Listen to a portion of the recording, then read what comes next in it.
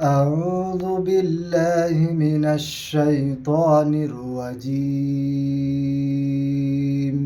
بسم الله الرحمن الرحيم.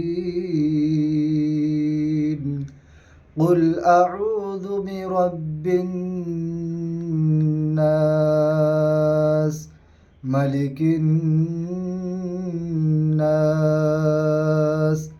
إله الناس،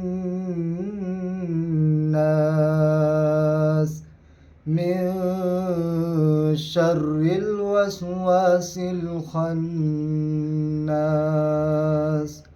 الذي يوسوس في صدور الناس من الجنة والناس. صدق الله العظيم.